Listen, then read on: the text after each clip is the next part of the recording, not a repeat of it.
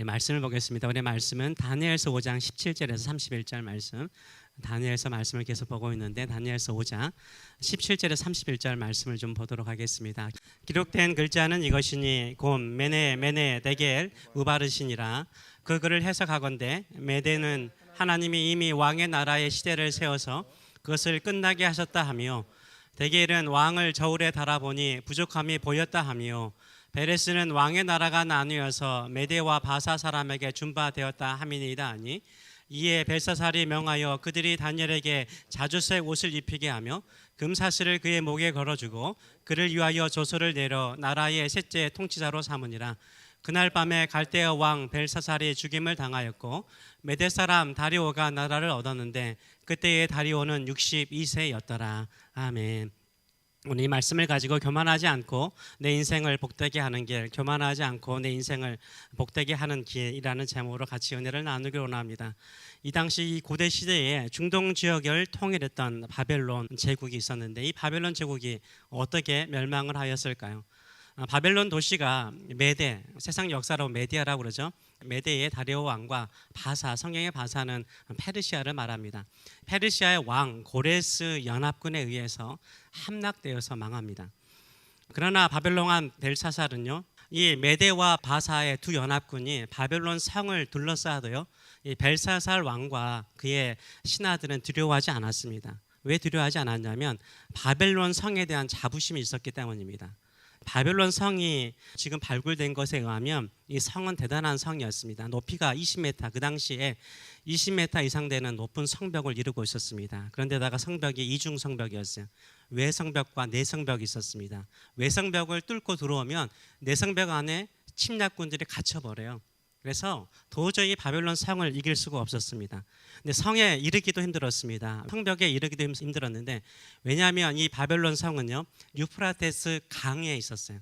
그래서 유프라테스 강에 두 물줄기가 그 성을 둘러싸고 있었습니다. 흘러가고 있었습니다. 그런데 이 유프라테스 강이요, 물줄기가 세고 깊이가 깊었어요. 그래서 성벽까지 오기가, 물을 뚫고 성벽까지 오기가 그리 쉽지 않는 것이었습니다. 나중에 이 바사왕 고레스 왕이 유프라테스 강을 건너다가 사랑하는 자기 백마가 죽어버립니다. 그 정도로 물살이 셌습니다. 그래서 이 바벨론 성을 침공하기 위해서는 어떻게 합니까? 먼저는 유프라테스 강의 강물을 건너와야 돼요. 그리고 난 다음에 성벽 20m가 되는 그 성벽을 올라가야 돼요. 외벽을 넣고 나면은 또 내벽에서 갇혀가지고 죽을 수밖에 없는 거예요. 그래서 이 당시 이 바벨론의 마지막 왕이었던 벨사살과 귀족들은요, 바벨론 성에 대한 의지가 있었어요. 절대 함락하지 못할 것이라고 생각을 했습니다. 근데 이 바사왕 고레스는 지혜로운 사람이었습니다. 이 바사왕 고레스는 어떻게 하냐면 유프라테스 강물을요, 나누어요. 강물의 상류에 있는 물들을 계속해서 지류를 만들어서 물을 빼버립니다. 물을 빼니까는 그 물이 다 줄어들잖아요. 그래서 물 수위가 줄어드니까 어떻게 될까요? 공교롭게도 사람은 물 없이는 살아갈 수 없잖아요. 바벨론 성도 유프라테스 강에 물이 흘러 성 안으로 들어오게 돼 있었어요. 물 수위가 떨어지니까 어떻습니까? 숨겨졌던, 그 물속에 숨겨졌던 이 수로가 보이기 시작한 거예요. 나중에 이 메대와 바사의 군대가요, 수로를 타고 들어가서 성 안으로 들어가서 아주 쉽게 바벨론 성을 정복합니다. 하룻밤 사이에 정복을 당하는 거예요. 아주 쉽게 정복을 당하였어요. 바벨론 성이 무너졌는데 한순간에 하룻밤에 무너지는 사건이 일어났습니다. 그런데 이 바벨론 성이 멸망하는 그날 밤에 왕궁에서 일어났던 일이 오늘 본문 다니엘서 5장에 나와 있는 것입니다. 왜 바벨론 성이 하루아침에 한밤에 멸망을 했을까요? 다른 것은 없습니다. 교만했기 때문인 거예요. 왕이 교만했고 거기에 있는 사람들이 교만했어요. 교만은 뭡니까? 교만은 패망의 선봉이죠. 결국 잠언 16장 18절의 말씀처럼 교만은 패망의 선봉이여 거만한 마음은 넘어짐의 앞잡이니라. 거만하니까 망하는 것을 우리가 볼 수 있습니다. 하나님의 주권에 도전하고 교만하면 하나님의 뜻을 따라서 망한다라는 것을 오늘 본문은 말하고 있습니다.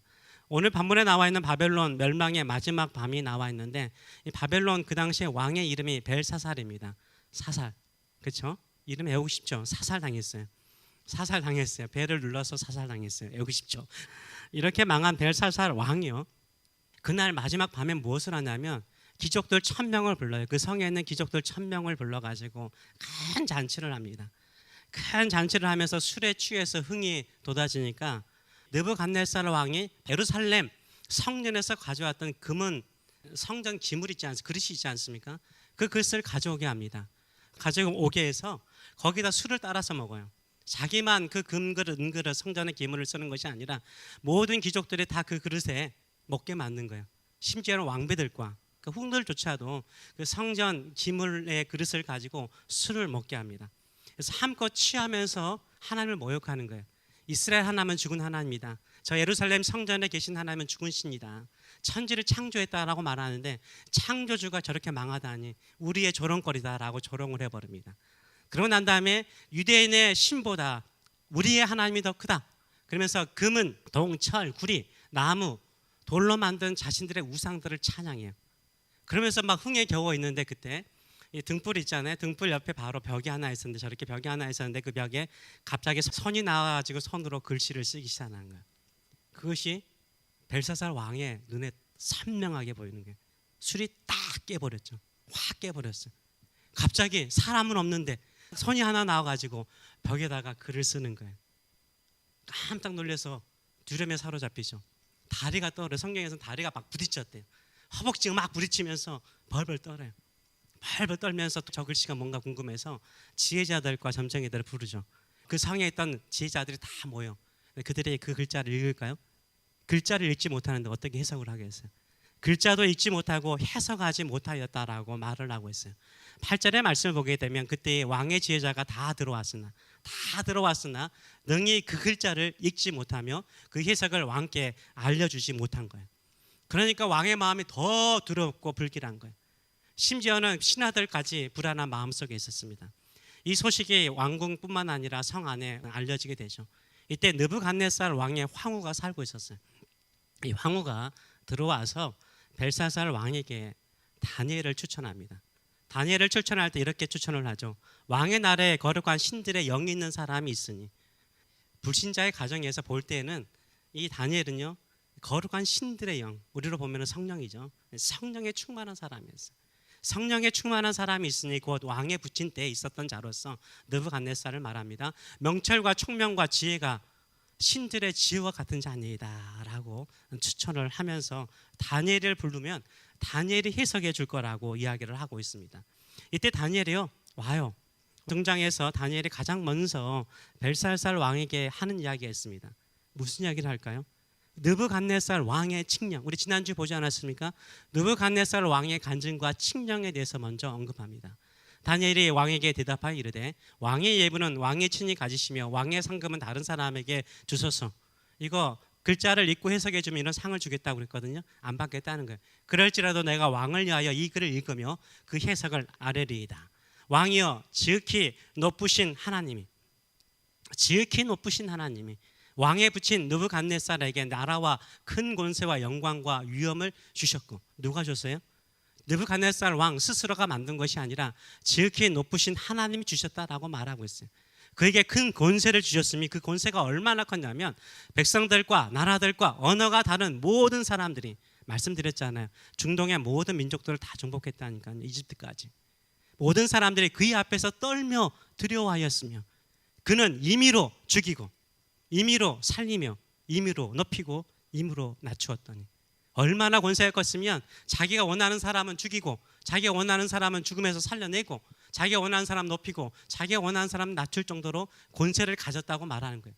그래서 느부갓네살 왕의 마음이 어땠습니까? 그가 마음이 높아지며 뜻이 완악하여 교만을 행함으로 그의 왕위가 패한 바 되며 그의 영광을 빼앗기고 하나님이 빼앗아갔다는 거죠. 사람 중에 쫓겨나서 그의 마음에 들짐승 마음과 같고 또 들나귀와 함께 살며 또 소처럼 풀을 먹으며 그의 몸이 하늘의 이슬에 젖으며 지극히 높으신 하나님이 깨달았다는 거죠. 우리 지난주 보지 않았습니까? 하늘을 우러러보고 난 다음에 깨달은 거예요. 지극히 높으신 하나님이 사람의 나라를 다스리며 자기 뜻대로 누구든지 그 자리에 세우는 줄을 알기에 이르렀나이다. 7년 동안 들판에서 짐승처럼 살면서 드디어 하늘을 보죠. 하늘을 보면서 이 세상의 주권자는 자기가 아니라는 거예요. 왕이 아니라는 거예요. 지극히 높으신 하나님께서 이 땅을 다스리고 계시고 하나님의 뜻대로 이 땅에 이루어지고 있는 것을 깨닫게 되었다라고 말을 하고 있어요. 벨사살이여 왕은 그의 아들이 되어서 이것을 다 알고도 왕이 칙령까지 내렸으니까 왜 모르겠습니까? 이 스토리를 왜 모르겠습니까? 당신은 느부갓네살 왕의 스토리를 알고 있지 않습니까? 그 간증을 알고 있지 않습니까? 그의 칙령을 알고 있지 않습니까? 알고도 아직도 마음을 낮추지 아니하시고 도리어 자신을 하늘의 주제보다 하나님보다 높이며 그의 성전 그리스도를 왕 앞으로 가져다가 왕과 귀족들과 왕후들과 후궁들이 다 그것으로 술을 마시고 왕이 또 보지도 듣지도 알지도 못하는 금, 은, 구리, 쇠, 나무와 돌로 만든 신상들을 찬양하고 도리어 왕의 호흡을 주장하시고 생명을 주장하시고 왕의 모든 길을 작정하시는 하나님께는 영광을 돌리지 아니한지라. 당신의 마음에 이렇게 교만하고 깨우치는 마음이 없으니까 하나님께서 드디어 하셨다는 거예요. 그래서 글자 3개를 벽면에 쓰게 하셨다라고 말을 하고 있습니다. 저는 이 3글자가 우리의 인생에도 우리 믿는 사람에게도 되게 중요하다고 생각을 합니다. 벨사살 왕은 그날 밤에 죽었습니다. 하나님께서 그에게 그 교만한 마음에 교훈을 주시기 위해서 그런 놀라운 일을 행하셨습니다. 그뿐만 아니라 우리에게도 이 말씀을 통해서 교만하지 아니하고 겸손한 마음으로 하나님을 섬기도록 인도하여 주시는 줄 믿습니다. 그럼 우리가 교만하지 않고 겸손하게 사는 비결은 뭘까요? 이 글자 3글자를 통해서 깨닫기를 원합니다. 첫째, 하나님은 나의 수를 세십니다. 하나님은 우리의 수를 세세요. 이 하나님은 우리의 생명의 수일 뿐만 아니라 우리에게 맡겨주신 사명, 이 사명을 감당하는 날짜들을 세고 계신다라고 말을 하고 있어요. 26절의 말씀을 보게 되면 이러죠. 그 글을 해석하건대 메네는 하나님의 이미 왕의 나라의 시대를 세웠다는 거예요. 단어는 셌다라는 단어거든요. 왕의 나라의 시대를 셌다는 거예요. 왕이 통치하는 시간을 셌다는 거예요. 이미 근데 그것이 끝났다라고 말씀을 하고 있는 거예요. 우리도 이렇게 경기를 끝나거나 뭐 할 때마다 카운트다운 하지 않습니까? 19 이렇게 세지 않습니까? 3, 2, 1, 0 하나님이 수를 세셨다는 거예요. 근데 그 수가 당신에게는 끝났다는 거예요. 당신 끝났다는 거예요. 하나님은요 우리 수를 세세요. 우리가 사명을 맡기거나 인생의 생명을 맡길 때는요 수를 세세요. 이 수에도요 항상 은혜가 있는 거 아세요? 우리도 뭔가를 할 때 너무 이 사람이 사랑스러워요. 그러면은 3, 2, 1 하다가 1에 반 그렇죠. 1에 반에 반 이러지 않아요? 그러면서 계속해서 0은 안 쳐요. 이게 하나님께서 주시는 은혜의 시간이거든요. 근데 이 은혜를 받아야 될 사람이 아니라 벨사살은 어떻습니까? 10, 안 되겠다. 5, 안 되겠다. 2, 안 되겠다. 0. 이렇게 카운트해서 너의 인생이 끝났다라고 말합니다. 하나님께서는요 우리의 시간을 세고 계세요. 우리가 이럴수록 우리의 시간을 세고 계신 하나님 앞에 더 믿음으로 살아가시는 저와 여러분 되시길 축원합니다. 우리가 사는 시간도 많이 남아 있겠지만요 솔직히 하나님께 갈 시간들이 더 많은 분들이 참 많잖아요. 나의 수를 세보세요. 하나님이 세신다면 자기 스스로도 한번 세보면서 내가 얼마나 의미 있고 가치 있게 내 인생의 마지막을 살아야 될 것인가를 생각해 보시는 저와 여러분 되시길 축원합니다. 지난주에 제가 섬겼던 중부교회 김경봉 선교사님이 계십니다. 이 선교사님이 소천하셨다라는 멕시코에서 소천하셨다는 소식을 들었습니다. 86세에 소천하셨는데 이분은 목사님이 아니십니다. 이분은 은퇴 장로님이셨어요. 실버 단기 선교를 다녀오시고 선교에 큰 도전을 받으셨어요. 그리고 나의 남은 인생은 선교하겠다라고 생각하시고 파송을 받아서 멕시코에 가셨습니다. 이분은 한국 K 명문대 나오셨어요. 여기가 ROTC 1기세요. 뜻이 1기로 대의로 예편하셨습니다. 한국 회사의 주재원으로 미국에 오셨어요. 오셔가지고 여기에서 정착하게 되셨습니다. 그런데 20년 전에 사모님이 교통사고로 소천하셨어요. 교통사고예요. 사고 났잖아요. 이러면 준비되지 않는 마음으로 소천하면 마음이 되게 힘들잖아요. 근데 이분에게는 새로운 삶의 계기가 된 거예요. 나도 어느 순간에 하나님의 곁에 갈 수 있겠구나 생각을 하고요. 이분이 결단을 해요. 무슨 결단을 했을까요? 선교사로 나의 남은 인생을 살겠다라고 결단하세요. 2년 후에 멕시코 선교사로 파송 받으셔서요. 86세에 소천하신 17년 동안요. 16개의 멕시코 현지 교회를 개척하셨어요. 멕시코 현지인들을 목회자로 개척하게 만들고 나면 재정적인 후원이 필요하잖아요. 본인이 직접 그 거기에 땅을 사셔가지고요 농사를 지으셨어요. 노년에 농사를 지으면서 그 들어오는 수입을 가지고요 이 멕시코 현지 목사님들 개척하신 목사님들을 후원하신 거예요.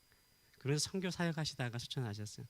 사람마다 다 다양할 수 있을 것 같아요. 어떤 분은 나이가 들면은 편하게 쉽게 여행하면서 살고자 하는 사람이 있는가 하면, 내 남은 인생 하나님 앞에 가면 부끄럽지 않도록 내 인생을 주 앞에 드리고 생명을 드리는 사람이 있는 줄 믿습니다. 하나님께서 술을 세실 때 내가 너 좀 일찍 데려가고 싶은데 할 일이 많구나. 계속해서 연장하시는 그 은혜의 인생을 살아가시는 저와 여러분 되시길 축원합니다. 두 번째로는 하나님은 저울로 나를 달아보신대요. 하나님의 저울이 있다는 거예요. 하나님의 저울로 달아봤는데 이 벨사살은 어떻습니까? 하나님의 저울에 부족함이 있대요. 하나님의 저울에 부족함이 있어가지고 끝났다는 거예요. 우리 법원에 가면은, 법원 앞에, 한국특별히 법원에 가면 저울 있잖아요. 재판하면 저울이 있지 않습니까? 하나님께서 왕을 하나님의 저울에 달아봤더니 미달이래, 미달. 미달이기 때문에 인생 끝났다라고 말하고 있습니다. 우리 신앙생활하면서 무게 있는 사람이 되셔야 됩니다. 신앙에 무게가 있어야 돼요. 하나님이 달할 때마다 신앙에 무게가 있는 사람이 돼야 돼요. 몸무게를 말하는 건 아닙니다. 목소리의 무게를 말하는 게 아니에요. 정말 무게 있는 사람은요, 믿음의 무게가 있어요. 기도의 무게가 있어요. 헌신의 무게가 있어요. 무게는요, 함부로 생기는 게 아니에요. 계속해서 오랜 시간 충성하고 헌신함을 통해서 생기는 거예요. 하나님의 저울에는 허풍이 없어요. 아무리 허풍을 떨어도요, 사람들에게 자랑을 해도요, 하나님의 저울에 딱 달아보는 순간 그 실제적인 무게가, 그 기도의 무게가, 믿음의 무게가 딱 드러난다라고 말하고 있습니다.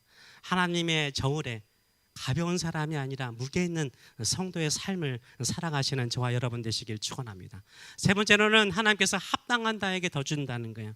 베레스라는 단어는 나눈다는 말씀인데, 왕의 나라가 나누어서 지금 연합군이 메대와 바사, 이 두 연합군에게 나라가 나누어지는데, 처음에는 메대의 왕이었던 다리오가 패권을 잡습니다. 나중에는 바사 왕 고레스가 패권을 잡아요. 이 두 사람에게 너의 나라가 나누어질 것이라 라고 말하고 있어요. 다른 사람에게 준다는 거죠. 합당하지 않으면 다른 사람에게 주는 거예요. 합당하면 더 주는 하나님의 은혜가 있는 줄 믿습니다. 그래서 우리 인생도 마찬가지예요. 하나님께서 언제 우리를 저울에 달아볼지 모르죠. 아침마다 달아볼 수도 있죠. 아니면은 저녁마다 달아볼 수도 있죠. 거기에 따라서 우리의 인생을 어떻게 하실 것인가를 계산할 수 있습니다.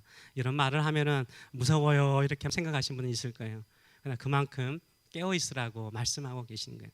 우리가 하나님 앞에 설 날이 얼마 남지 않았는데 깨어 있는 신앙생활을 하시는 저와 여러분 되시길 축원합니다. 그래서 하나님 앞에서 무게가 있는 인생, 그리고 하나님께서 쓰시는 인생, 주신 축복도 빼앗기는 인생이 있는가 하면 주신 축복이 더 풍성해지는 인생이 있다는 거예요. 근데 더 풍성해지는 인생은 뭘까요? 하나님의 저울에 봤을 때 겸손한 거예요. 늘 겸손한 마음으로 주 앞에 나가는 거예요. 늘 겸손한 심령으로 하나님을 섬기는 거예요. 근데 신앙생활 해보세요. 신앙생활 하면서 가장 겸손한, 하나님 앞에서 가장 겸손한 마음은 어떤 마음일까요? 기도하는 마음이에요. 기도하는 사람이 제일 무거워요. 기도하는 사람의 무게가 제일 무겁다라고 생각하는 사람이, 하나님은 그 무게를 가장 무겁게 보시고 귀하게 보세요. 그리고 그 사람에게 더 주세요. 주시더라도 축복을 더 주세요. 우리가 예배송으로 부른 것처럼요, 기도하는 것보다, 생각하는 것보다 하나님 앞에 충성하며 나가면요, 하나님이 축복하세요. 하나님이 축복하세요. 우리가 헌금송으로 불렀던 은혜, 그리고 이제 설교 끝나고 난 다음에 부르는 행복이라는 찬양이 있습니다. 여러 곡을 지으셨는데 성경민 목사님 여러분 아시는지 모르겠어요. 우리 와이프는 같은 손씨라고 되게 좋아하더라고요. 근데 이분이 곡을 많이 썼지만 발표를 하지 않았죠. 제가 알기로 2, 3년 전에 발표를 하신 걸로 제가 알고 있어요. 성경민 목사님의 어머니, 성경민 목사님도 되게 고생을 많이 하셨더라고요. 뭐 초등학교 5학년, 6학년 때 아르바이트 하기 시작했고 구두 닦기도 하고. 왜냐하면 아버님이 어릴 때, 언제인지는 정확하게 말씀하시지 않으시던데 간증 한번 들어보세요. 아주 어릴 때 아버님이 가족을 버리고 떠나가신 거예요. 버리고 가버리신 거예요. 어머님 혼자 두 아이를 키워야 되기 때문에 얼마나 힘들었겠습니까? 그래서 어머님께서 두 자녀를 키우는데 어머님이 포기하지 않는 자리가 있었대요. 새벽 예배였대요. 끝까지 졸리운 자기를 데리고 와서 새벽 기도하겠대요. 어머니가 하는 기도는 딱 하나였대요. 뭐였을까요? 강대상 앞에 와가지고 울기만 하더래요. 자기도 엄마 따라 울었대요. 뭐 이분이 아주 유명한 대학 나오신 거 아니에요. 하나님께서 이 거룩한 영이 있는 것처럼요, 성령께서 그 마음속에 음악에 대한, 또 그 가사를, 제가 가사 쓰는 그 과정을 설명하신 거 보니까 그냥 한번 대충 쓰지 않더라고요. 수십 번 기도하시고 작사하시고. 한번 얼굴 보세요. 정말 순하시더라고요. 착하시고 겸손하시게 말씀하시는 모습을 보면서 하나님 쓰시는구나라는 생각을 했는데요. 아이돌보다 더 영적으로 많은 사람들을 위로하고 힘을 줄 수 있는 것은 어디에 있었을까요? 어머니의 기도죠. 기도가 쌓이니까 자녀에게 흘러가더라고요. 하나님이 축복하시는 그런 내용들은 여러분 많이 들어보지 않았어요? 지금도 그런 역사는 일어나는 거예요.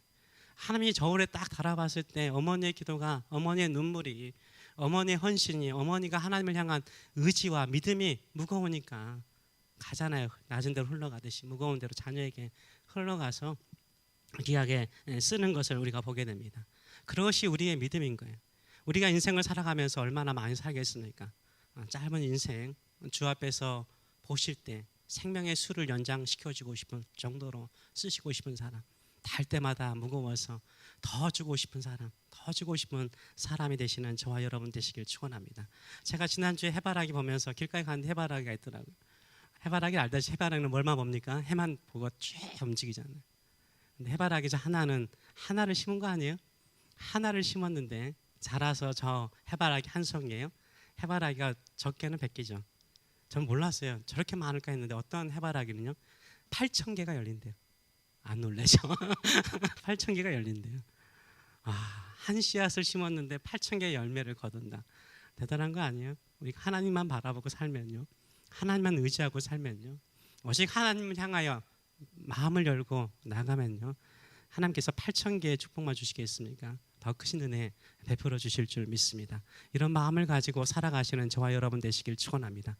하나님께서 수를 세시고 나를 저울에 다실 때 더 주고 싶은 사람, 더 축복하고 싶은 그 믿음의 성도의 겸손함은 기도에 있습니다. 기도함을 통해서 하나님께 영광 돌리시는 저와 여러분 되시길 축원합니다. 기도하겠습니다. 살아계신 하나님 아버지 은혜를 감사드립니다. 우리가 주 앞에 고백합니다. 행복한 사람입니다. 우리는 주님 앞에서 행복한 사람입니다.